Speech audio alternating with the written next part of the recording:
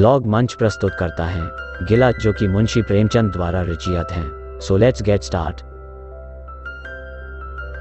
जीवन का बड़ा भाग इसी घर में गुजर गया, पर कभी आराम ना नसीब हुआ। मेरे पति संसार की दृष्टि में बड़े सज्जन, बड़े शिष्ट, बड़े उदार, बड़े सौम्य होंगे, लेकिन जिस पर गुजरती है वही जानता है। संसार को उन लोगों की प्रशंसा करने में आनंद आता है जो अपने घर को भाड़ में झोंक रहे हों, गैरों के पीछे अपना सर्वनाश किए डालते हों। जो प्राणी घर वालों के लिए मरता है, उसकी प्रशंसा संसार वाले नहीं करते। वह तो उनकी दृष्टि में स्वार्थी है, कृपण है, संकीर्ण हृदय है, आचार भ्रष्ट है। इसी तरह जो लोग बाहर वालों के लिए मरते हैं, उनकी प्रशंसा घर वाले क्यों करने लगे। अब इन्हीं को देखो, सारे दिन मुझे जलाया करते हैं। मैं पर्दा तो नहीं करती, लेकिन सौदे सुलभ के लिए बाजार जाना बुरा मालूम होता है। और इनका यह हाल है कि चीज मंगवाओ तो ऐसी दुकान से लाएंगे जहां कोई ग्राहक भूलकर भी न जाता हो। ऐसी दुकान पर न तो चीज अच्छी मिलती है, न तौल ठीक होती है, न दाम ही उचित होते हैं। यह दोष ना होते तो वह दुकान बदनाम ही क्यों होती, पर इन्हें ऐसी ही गई बीती दुकानों की चीजें लाने का मरज है। बार बार कह दिया, साहब की चलती हुई दुकान से सौदे लाया करो, वहाँ माल अधिक खपता है, इसलिए ताज़ा माल आता रहता है, पर इनकी तो टुटपुजिया से बनती है और वे इन्हें उल्टे छुरे से मूंदते हैं। गेहूं लाएंगे तो सारे बाजार से खराब घुना हुआ चावल, ऐसा मोटा कि बैल भी ना पूछे, दाल में कराए और कंकड़ भरे हुए। मनो लकड़ी जला डालो, क्या मजाल की गले। घी लाएंगे तो आधा आधा तेल या 16 आने काटो जेम, और दरअसल घी से एक छटांग कम। तेल लाएंगे तो मिलावट, बालों में डालो तो चिमट जाएं, पर दाम दे आएंगे शुद्ध आंवले के तेल का। किसी चलती हुई नामी दुकान पर जाते तो इन्हें जैसे डर लगता है। शायद ऊंची दुकान और फीके पकवान के कायल हैं। मेरा अनुभव तो यह है कि नीची दुकान पर ही सड़े पकवान मिलते हैं। एक दिन की बात हो तो बर्दाश्त कर ली जाए, रोज रोज का टंटा नहीं सहा जाता। मैं पूछती हूँ, आखिर आप टुटपुजियों की दुकान पर जाते ही क्यों हैं? क्या उनके पालन पोषण का ठेका तुम ही ने लिया है? आप फरमाते हैं, मुझे देखकर सबके सब बुलाने लगते हैं। वाह क्या कहना है, कितनी दूर की बात कही है।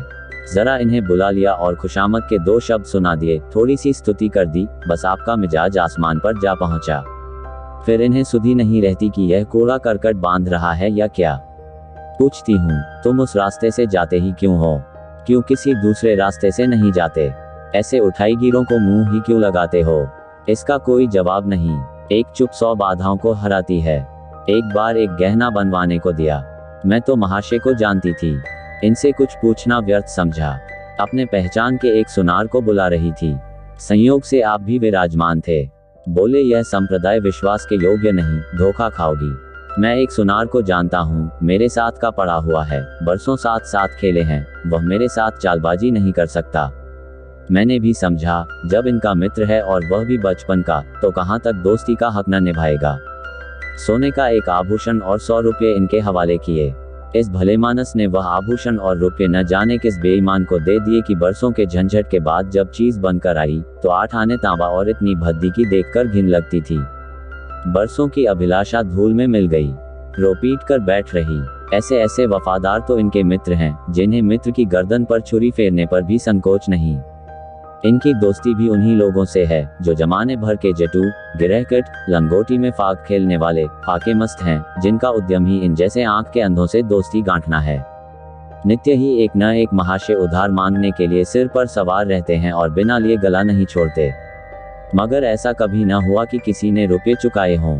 आदमी एक बार खोकर सीखता है, 2 बार खोकर सीखता है, किंतु यह भलेमानस 1000 बार खोकर भी नहीं सीखते। जब कहती हूँ, रुपये तो दे आए, अब मान क्यों नहीं लाते? क्या मर गए तुम्हारे वह दोस्त? तो बस बगलें झांक कर रह जाते हैं। आपसे मित्रों को सूखा जवाब नहीं दिया जाता। खैर, सूखा जवाब ना दो।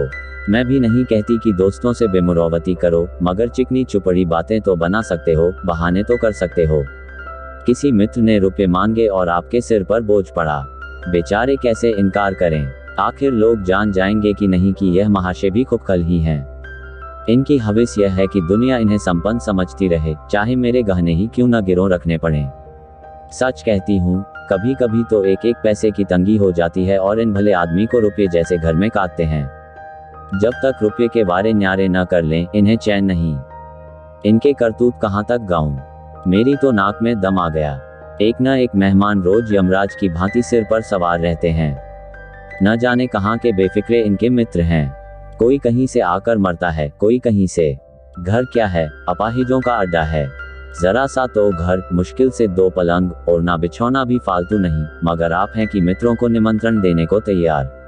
आप तो अतिथि के साथ लेटेंगे, इसलिए इन्हें चारपाई भी चाहिए और ना बिछौना भी चाहिए, नहीं तो घर का पर्दा खुल जाए। जाता है मेरे बच्चों के सिर। गर्मियों में तो खैर कोई मुज़ाइका नहीं, लेकिन जाड़ों में तो ईश्वर ही याद आते हैं। गर्मियों में भी खुली छत पर तो मेहमानों का अधिकार हो जाता है। अब मैं बच्चों को लिए पिंजड़े में पड़ी फड़फड़ाया करूं। इन्हें इतनी समझ भी नहीं कि जब घर की यह दशा है तो क्यों ऐसों को मेहमान बनाएं जिनके पास कपड़े लत्ते तक नहीं। ईश्वर की दया से इनके सभी मित्र इसी श्रेणी के हैं। एक भी ऐसा माइका लाल नहीं जो समय पड़ने पर धेले से भी इनकी मदद कर सके। 2-1 बार महाशय को इसका अनुभव अत्यंत कटु अनुभव हो चुका है, मगर इस जड़ भरत ने जैसे आंखें न खोलने की कसम खा ली है। ऐसे ही दरिद्र भट्टाचार्यों से इनकी पड़ती है। शहर में इतने लक्ष्मी के पुत्र हैं, पर आपका किसी से परिचय नहीं। उनके पास जाते इनकी आत्मा दुखती है। दोस्ती गांठेंगे ऐसों से जिनके घर में खाने का ठिकाना नहीं। एक बार हमारा कहार छोड़कर चला गया और कई दिन कोई दूसरा कहार न मिला। किसी चतुर और कुशल कहार की तलाश में थी, किंतु आपको जल्द से जल्द कोई आदमी रख लेने की धुन सवार हो गई। घर के सारे काम पूर्ववत चल रहे थे, पर आपको मालूम हो रहा था कि गाड़ी रुकी हुई है। मेरा जूठे बर्तन मांजना और अपना साग भाजी के लिए बाजार जाना इनके लिए असह्य हो उठा। एक दिन जाने कहां से एक बांगड़ू को पकड़ लाए। उसकी सूरत कहे देती थी कि कोई जांगलू है, मगर आपने उसका ऐसा बखान किया कि क्या कहूं। बड़ा होशियार है, बड़ा आज्ञाकारी, परले सिरे का मेहनती, गजब का सलीकेदार और बहुत ही ईमानदार। खैर, मैंने उसे रख लिया। मैं बार बार क्यों इनकी बातों में आ जाती हूँ, इसका मुझे स्वयं आश्चर्य है। यह आदमी केवल रूप से आदमी था। आदमियत के और कोई लक्षण उसमें न थे। किसी काम की तमीज नहीं। बेईमान न था, पर गधा अव्वल दर्जे का। बेईमान होता तो कम से कम इतनी तस्कीन तो होती कि खुद खा जाता है। अभागा दुकानदारों के हाथों लुट जाता था। 10 तक की गिनती उसे न आती थी। 1 रुपया देकर बाजार भेजूं तो संध्या तक हिसाब न समझा सके। क्रोध कर रह जाती थी।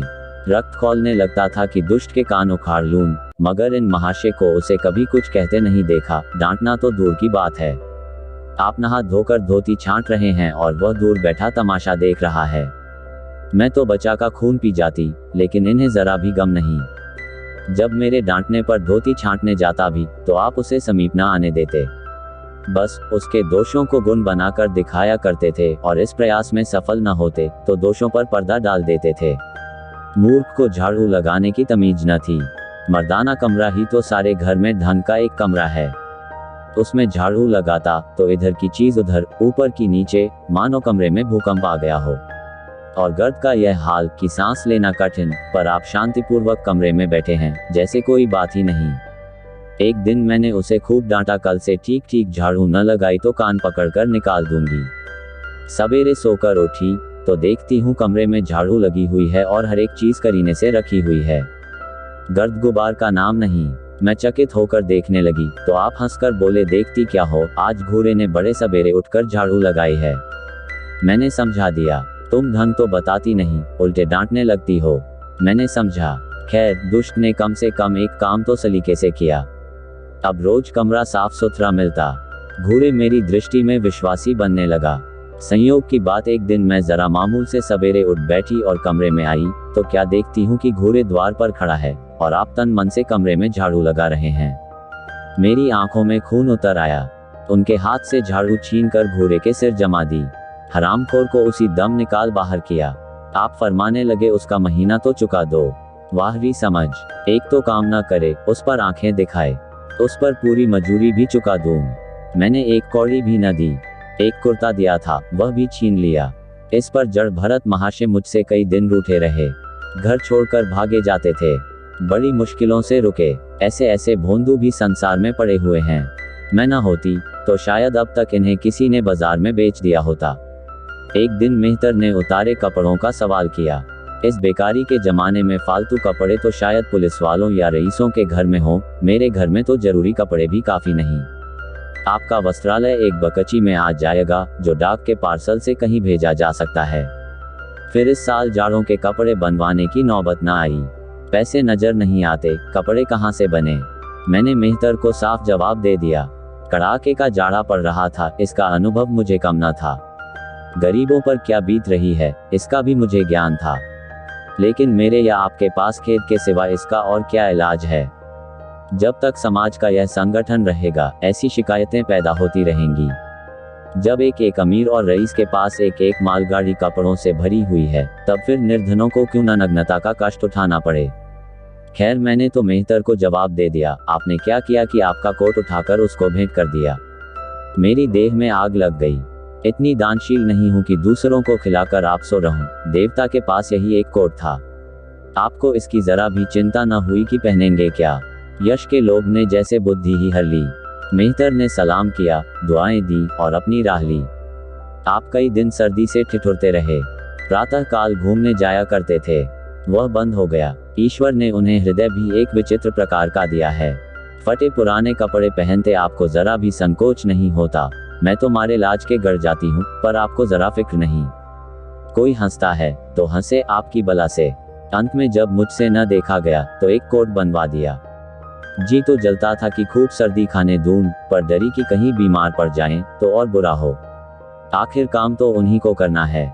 महाशय अपने दिल में समझते होंगे मैं कितना विनीत, कितना परोपकारी हूँ। शायद इन्हें इन बातों का गर्व हो। मैं इन्हें परोपकारी नहीं समझती, न विनीत ही समझती हूँ। यह जड़ता है, सीधी सादी निरीहता। जिस मेहतर को आपने अपना कोट दिया, उसे मैंने कई बार रात को शराब के नशे में मस्त झूमता देखा है और आपको दिखा भी दिया है। फिर दूसरों की विवेकहीनता की पुरौती हम क्यों करें। अगर आप विनीत और परोपकारी होते तो घर वालों के प्रति भी तो आपके मन में कुछ उदारता होती। या सारी उदारता बाहर वालों ही के लिए सुरक्षित है, घर वालों को उसका अल्पांश भी न मिलना चाहिए। मेरी इतनी अवस्था बीत गई, पर इस भले आदमी ने कभी अपने हाथों से मुझे एक उपहार भी न दिया। बेशक मैं जो चीज बाजार से मंगवाऊं उसे लाने में इन्हें जरा भी आपत्ति नहीं, बिल्कुल उज्र नहीं, मगर रुपये मैं दे दूं यह शर्त है। इन्हें खुद कभी यह उमंग नहीं होती। यह मैं मानती हूँ कि बेचारे अपने लिए भी कुछ नहीं लाते। मैं जो कुछ मंगवा दूं उसी पर संतुष्ट हो जाते हैं, मगर आखिर आदमी कभी कभी शौक की चीजें चाहता ही है। अन्य पुरुषों को देखती हूँ, स्त्री के लिए तरह तरह के गहने, भांति भांति के कपड़े, शौक श्रृंगार की वस्तुएं लाते रहते हैं। यहाँ इस व्यवहार का निषेध है। बच्चों के लिए भी मिठाइयाँ, खिलौने, बाजे शायद जीवन में एक बार भी न लाए हों। शपथ भी खाली है, इसलिए मैं तो इन्हें कृपण कहूंगी, अरसिक कहूंगी, हृदय शून्य कहूंगी, उदार नहीं कह सकती। दूसरों के साथ इनका जो सेवा भाव है उसका कारण है इनका यश लोभ और व्यवहारिक अज्ञानता। आपके विनय का यह हाल है कि जिस दफ्तर में आप नौकर हैं उसके किसी अधिकारी से आपका मेल जोल नहीं। अफसरों को सलाम करना तो आपकी नीति के विरुद्ध है, नजर या डाली तो दूर की बात है। और तो और कभी किसी अफसर के घर नहीं जाते। इसका खामियाजा आप ना उठाएं तो कौन उठाए। औरों को रियायती छुट्टियां मिलती हैं, आपका वेतन कटता है, औरों की तरक्कियां होती हैं, आपको कोई पूछता भी नहीं। हाजिरी में 5 मिनट की भी देर हो जाए तो जवाब पूछा जाता है। बेचारे जी तोड़कर काम करते हैं, कोई बड़ा कठिन काम आ जाता है तो इन्हीं के सिर मढ़ा जाता है, इन्हें जरा भी आपत्ति नहीं। दफ्तर में इन्हें गिस्सू, पिस्सू आदि उपाधियां मिली हुई हैं, मगर पड़ाव कितना ही बड़ा मारे इनके भाग्य में वही सूखी घास लिखी है। यह विनय नहीं है, स्वाधीन मनोवृत्ति भी नहीं है, मैं तो इसे समय चातुरी का अभाव कहती हूँ, व्यवहारिक ज्ञान की क्षति कहती हूँ। आखिर कोई अफसर आपसे क्यों प्रसन्न हो? इसलिए कि आप बड़े मेहनती हैं। दुनिया का काम मुरौवत और रवादारी से चलता है। अगर हम किसी से खींचे रहें तो कोई कारण नहीं कि वह भी हमसे न खींचा रहे। फिर जब मन में क्षोभ होता है तो वह दफ्तरी व्यवहारों में भी प्रकट हो ही जाता है।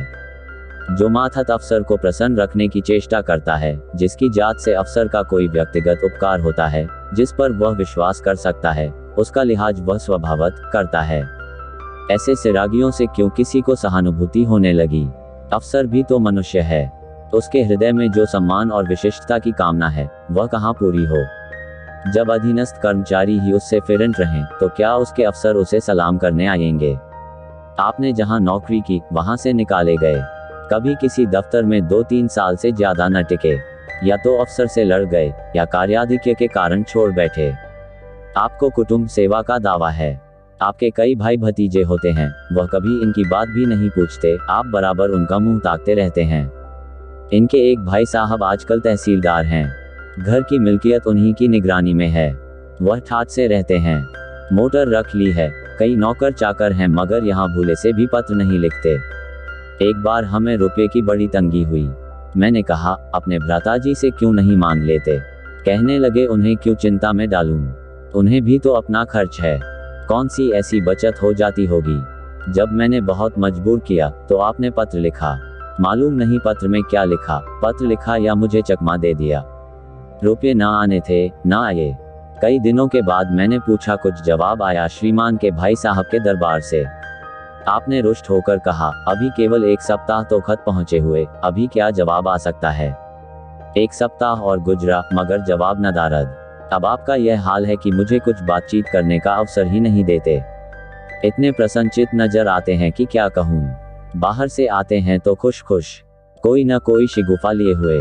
मेरी खुशामद भी खूब हो रही है, मेरे मैके वालों की प्रशंसा भी हो रही है, मेरे गृह प्रबंध का बखान भी असाधारण रीति से किया जा रहा है। मैं इस महाशय की चाल समझ रही थी। यह सारी दिलजोई केवल इसलिए थी कि श्रीमान के भाई साहब के विषय में कुछ पूछना बैठूं। सारे राजनीतिक, आर्थिक, सामाजिक, आचारिक प्रश्नों की मुझसे व्याख्या की जाती थी, इतने विस्तार और गवेषणा के साथ कि विशेषज्ञ भी लोहा मान जाएं। केवल इसलिए कि मुझे वह प्रसंग उठाने का अवसर न मिले, लेकिन मैं भला कब चुकने वाली थी। जब पूरे 2 सप्ताह गुजर गए और बीमे के रुपए भेजने की मिति मौत की तरह सिर पर सवार हो गई तो मैंने पूछा, क्या हुआ, तुम्हारे भाई साहब ने श्रीमुख से कुछ फरमाया या अभी तक पत्र नहीं पहुंचा। आखिर घर की जायदाद में हमारा भी कुछ हिस्सा है या नहीं, या हम किसी लौड़ी दासी की संतान हैं। 500 रुपये साल का नफा तो 10 साल पहले था, अब तो 1000 से कम न होगा, पर हमें कभी एक कानी कौड़ी भी नहीं मिली। मोटे हिसाब से हमें 2000 मिलना चाहिए। 2000 न हो, 1000 हो, 500 हो, 250 हो, कुछ न हो तो बीमा के प्रीमियम भर के तो हो। तहसीलदार साहब की आमदनी हमारी आमदनी की चौगुनी है, रिश्वतें भी लेते हैं, तो फिर हमारे रुपये क्यों नहीं देते। आप हैं हाँ हाँ करने लगे। कहने लगे, वह बेचारे घर की मरम्मत करवाते हैं, बंधु बांधवों का स्वागत सत्कार करते हैं, नातेदारियों में भेंट भांट भेजते हैं, और कहाँ से लावे जो हमारे पास भेजें। वाहरी बुद्धि, मानो जायदाद इसीलिए होती है कि उसकी कमाई उसी में खर्च हो जाए। इस भले आदमी को बहाने गढ़ने भी नहीं आते। मुझसे पूछते, मैं 1 नहीं 1000 बता देती, एक से एक बढ़कर कह देते, घर में आग लग गई, सब कुछ स्वाहा हो गया था, या चोरी हो गई, तिनका तक न बचा, या 10,000 का अनाज भरा था, उसमें घाटा रहा, या किसी से फौजदारी हो गई, उसमें दिवाला पिट गया। आपको सूझी भी तो लचसी बात। तकदीर ठोंक कर बैठ रही। पड़ोस की एक महिला से रुपये कर्ज लिए, तब जाकर काम चला। फिर भी आप भाई भतीजों की तारीफ के पुल बांधते हैं तो मेरे शरीर में आग लग जाती है। ऐसे कौरवों से ईश्वर बचाए। ईश्वर की दया से आपके 2 बच्चे हैं, 2 बच्चियां भी हैं। ईश्वर की दया कहूं या कोप कहूं, सब के सब उद्यमी हो गए हैं कि खुदा की पनाह। मगर क्या मजाल है कि यह बोंदू किसी को कड़ी आंखों से देखें। रात के 8 बजे गए हैं, युवराज अभी घूमकर नहीं आए। मैं घबरा रही हूँ, आप निश्चिंत बैठे अखबार पढ़ रहे हैं। झल्लाई हुई जाती हूँ और अखबार छीन कर कहती हूँ, जाकर जरा देखते क्यों नहीं, लौंडा कहाँ रह गया। न जाने तुम्हारा हृदय कितना कठोर है, ईश्वर ने तुम्हें संतान ही न जाने क्यों दे दी। पिता का पुत्र के साथ कुछ तो धर्म है। तब आप भी गर्म हो जाते हैं, अभी तक नहीं आया, बड़ा शैतान है। आज बचा आते हैं तो कान उखाड़ लेता हूँ, मारे हंटरों के खाल उधेड़ कर रख दूंगा। यूं बिगड़ कर तैश के साथ आप उसे खोजने निकलते हैं। संयोग की बात, आप उधर जाते हैं, इधर लड़का आ जाता है। मैं पूछती हूँ, तू किधर से आ गया, तुझे वह ढूंढने गए हुए हैं। देखना आज कैसी मरम्मत होती है, यह आदत ही छूट जाएगी। दांत पीस रहे थे, आते ही होंगे, छड़ी भी उनके हाथ में है। तुम इतने मन के हो गए हो कि बात नहीं सुनते। आज आटे दाल का भाव मालूम होगा। लड़का सहम जाता है और लैंप जलाकर पढ़ने बैठ जाता है। महाशय जी 2-2.5 घंटे के बाद लौटते हैं, हैरान, परेशान और बदहवास। घर में पांव रखते ही पूछते हैं, आया कि नहीं। मैं उनका क्रोध उत्तेजित करने के विचार से कहती हूँ, आकर बैठा तो है, जाकर पूछते क्यों नहीं। पूछकर हार गई, कहाँ गया था, कुछ बोलता ही नहीं। आप गरज कर कहते हैं मन्नू यहाँ आओ। लड़का थर थर कांपता हुआ आकर आंगन में खड़ा हो जाता है। दोनों बच्चियां घर में छिप जाती हैं कि कोई बड़ा भयंकर कांड होने वाला है। छोटा बच्चा खिड़की से चूहे की तरह झांक रहा है। आप क्रोध से बौखलाए हुए हैं। हाथ में छड़ी है ही। मैं भी वह क्रोधोन्मत्त आकृति देखकर पछताने लगती हूँ कि कहां से इनसे शिकायत की। आप लड़के के पास जाते हैं मगर छड़ी जमाने के बदले आहिस्ते से उसके कंधों पर हाथ रखकर बनावटी क्रोध से कहते हैं तुम कहाँ गए थे जी। मना किया जाता है, मानते नहीं हो। खबरदार, जो अब कभी इतनी देर होगी। आदमी शाम को घर चला आता है या मटर गश्ती करता है। मैं समझ रही हूँ कि यह भूमिका है। विषय अब आएगा। भूमिका तो बुरी नहीं, लेकिन यहाँ तो भूमिका पर इति हो जाती है। बस आपका क्रोध शांत हो गया, बिल्कुल जैसे क्वार की घटा घेर घार हुआ। काले बादल आए, गड़गड़ाहट हुई और गिरी क्या 4 बूंदें। लड़का अपने कमरे में चला जाता है और शायद खुशी से नाचने लगता है। मैं पराभूत होकर कहती हूँ तुम तो जैसे डर गए। भला 2-4 तमाचे तो लगाए होते। इसी तरह तो लड़के शेर हो जाते हैं। आप फरमाते हैं तुमने सुना नहीं, मैंने कितने जोर से डांटा। बच्चा की जान ही निकल गई होगी। देख लेना जो फिर कभी देर में आए। तुमने डांटा तो नहीं? हाँ, आंसू पोंछ दिए। उद्धरण, तुमने मेरी डांट सुनी नहीं। क्या कहना है आपकी डांट का? लोगों के कान बहरे हो गए। लाओ तुम्हारा गला सहला दूं। आपने एक नया सिद्धांत निकाला है कि दंड देने से लड़के खराब हो जाते हैं। आपके विचार से लड़कों को आजाद रहना चाहिए। उन पर किसी तरह का बंधन, शासन या दबाव न होना चाहिए। आपके मत से शासन बालकों के मानसिक विकास में बाधक होता है। इसी का यह फल है कि लड़के बेनकेल के ऊंट बने हुए हैं। कोई 1 मिनट भी किताब खोलकर नहीं बैठता। कभी गुल्ली डंडा है, कभी गोलियां, कभी कनकौवे। श्रीमान भी लड़कों के साथ खेलते हैं। 40 साल की उम्र और लड़कपन इतना। मेरे पिताजी के सामने मजाल थी कि कोई लड़का कनकौवा उड़ा ले या गुल्ली डंडा खेल सके। खून पी जाते। प्रातः काल से लड़कों को लेकर बैठ जाते थे। स्कूल से ज्यों ही लड़के आते फिर ले बैठते थे। बस संध्या समय आधा घंटे की छुट्टी देते थे। रात को फिर जोत देते। यह नहीं कि आप तो अखबार पढ़ा करें और लड़के गली गली भटकते फिरें। कभी कभी आप सीन कटाकर बछड़े बन जाते हैं। लड़कों के साथ ताश खेलने बैठा करते हैं। ऐसे बाप का भला लड़कों पर क्या रोब हो सकता है। पिताजी के सामने मेरे भाई सीधे ताक नहीं सकते थे। उनकी आवाज सुनते ही तहलका मच जाता था। उन्होंने घर में कदम रखा और शांति का साम्राज्य हुआ। उसके सम्मुख जाते लड़कों के प्राण सूखते थे। उसी शासन की यह बरकत है कि सभी लड़के अच्छे अच्छे पदों पर पहुंच गए। हाँ, स्वास्थ्य किसी का अच्छा नहीं है तो पिताजी ही का स्वास्थ्य कौन बड़ा अच्छा था।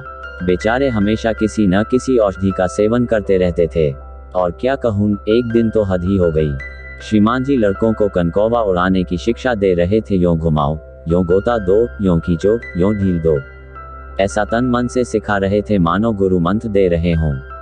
उस दिन मैंने इनकी ऐसी खबर ली कि याद करते होंगे तुम कौन होते हो, मेरे बच्चों को बिगाड़ने वाले। तुम्हें घर से कोई मतलब नहीं है, न हो, लेकिन आप मेरे बच्चों को खराब न कीजिए। बुरी बुरी आदतें न सिखाए। आप उन्हें सुधार नहीं सकते तो कम से कम बिगाड़िए मत। लगे बगलें झांकने। मैं चाहती हूँ एक बार यह भी गर्म पड़े तो अपना चंडी रूप दिखाऊं, पर यह इतना जल्द दब जाते हैं कि मैं हार जाती हूँ। पिताजी किसी लड़के को मेले तमाशे न ले जाते थे।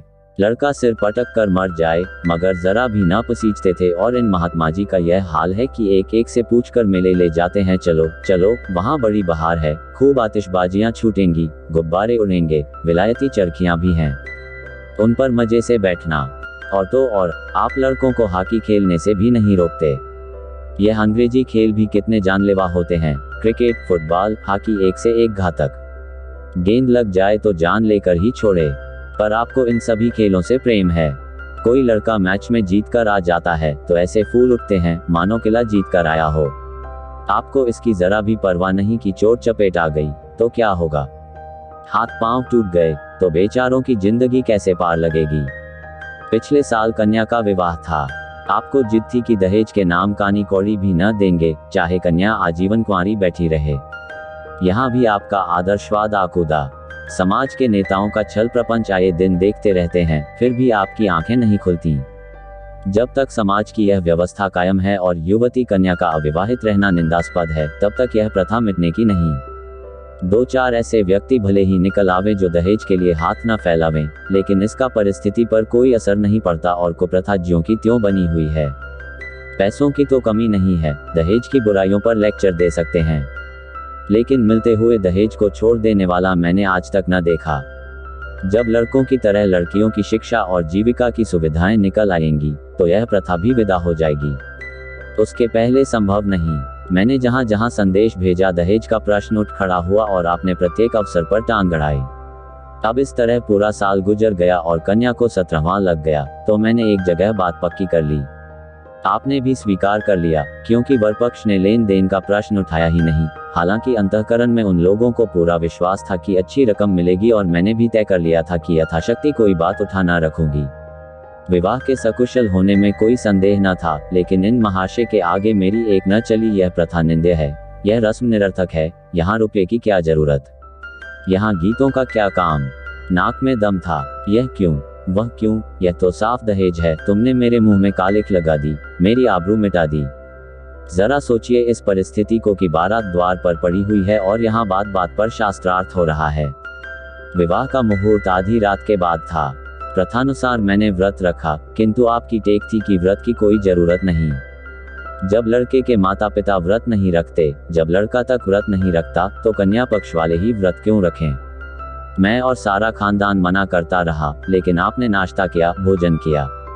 खैर, कन्यादान का मुहूर्त आया। आप सदैव से इस प्रथा के विरोधी हैं। आप इसे निषिद्ध समझते हैं। कन्या क्या दान की वस्तु है। दान रुपये पैसे जगह जमीन का हो सकता है, पशु दान भी होता है, लेकिन लड़की का दान एक लचसी बात है। कितना समझाती हूँ, पुरानी प्रथा है, वेदकाल से होती चली आई है, शास्त्रों में इसकी व्यवस्था है।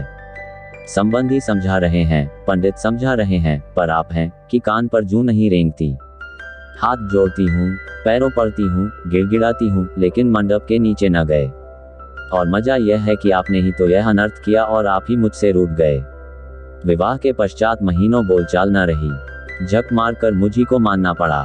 किंतु सबसे बड़ी विडंबना यह है कि इन सारे दुर्गुणों के होते हुए भी मैं इनसे एक दिन भी पृथक नहीं रह सकती, एक क्षण का वियोग नहीं सह सकती। इन सारे दोषों पर भी मुझे इनसे प्रगाढ़ प्रेम है। इनमें यह कौन सा गुण है जिस पर मैं मुग्ध हूँ, मैं खुद नहीं जानती, पर इनमें कोई बात ऐसी है जो मुझे इनकी चेरी बनाए हुए है। वह जरा मामूली सी देर में घर आते हैं तो प्राण नहों में समा जाते हैं। आज यदि विधाता इनके बदले मुझे कोई विद्या और बुद्धि का पुतला, रूप और धन का देवता भी दे, तो मैं उसकी ओर आंखें उठाकर न देखूं। यह धर्म की बेड़ी नहीं है, कदापि नहीं। प्रथागत पतिव्रत भी नहीं, बल्कि हम दोनों की प्रकृति में कुछ ऐसी क्षमताएं, कुछ व्यवस्थाएं उत्पन्न हो गई हैं, मानो किसी मशीन के कल पुर्जे घिस घिसाकर फिट हो गए हों और एक पुर्जे की जगह दूसरा पुर्जा काम न दे सके, चाहे वह पहले से कितना ही सुडौल, नया और सुदृढ़ क्यों न हो। जाने हुए रास्ते से हम क्षण आंखें बंद किए जाते हैं, उसके ऊंच नीच, मोड़ और घुमाव सब हमारी आंखों में समाये हुए हैं। अनजान रास्ते पर चलना कितना कष्टप्रद होगा। शायद आज मैं इनके दोषों को गुणों से बदलने पर भी तैयार न होंगी। Thank you for watching the video. अगर आपको ये वीडियो पसंद आए तो हमारे चैनल को सब्सक्राइब करना ना भूलें।